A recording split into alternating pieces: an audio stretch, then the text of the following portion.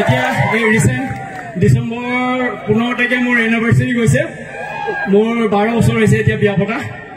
আৰু মোৰ এজ এতিয়া 45+ এণ্ড থেংক ইউ অল আৰু এটা কথা ক'ব বিচাৰিছোঁ মই যদি ইমানটো বয়সত যদি মোৰ ফিটনেছ মেইনটেইন কৰি ৰাখিব পাৰিছোঁ তো আপোনালোকে ইয়াং জেনেৰেশ্যনটো আৰু ভাল কৰি ৰাখিব পাৰে আৰু তাৰ বাবে চক এতিয়া কিছুমানে জিম যায় জিমৰ পৰা বাহিৰত ওলাই গুটকা এক পেকেট খালে তামোল এটা খালে চিগাৰেট এটা খালে তো সেই বস্তুটো হ'ব নালাগে কাৰণ আমাৰ শৰীৰটো এটা মন্দিৰ যেতিয়া আপুনি নিজৰ শৰীৰটোক মন্দিৰ বুলি ভাবিব তেতিয়া আপোনাৰ মাচুলখিনিও ভালকৈ ডেভেলপ হ'ব আপুনি ভাল পথত যাব আৰু আপুনি য'তে যাব এটা ভাল ৰেচপেক্ট পাব আৰু যেতিয়া নিজকে নিজে যেতিয়া আপুনি ভাল পাব তেতিয়া আপুনি বেলেগকো ভাল পাব পাৰিব কাৰণ আপুনি যদি নিজকে যদি ভাল নাপায় বেয়া বস্তু খায় তো আপুনি বেলেগক কেনেকৈ ভাল পাব থেংক ইউ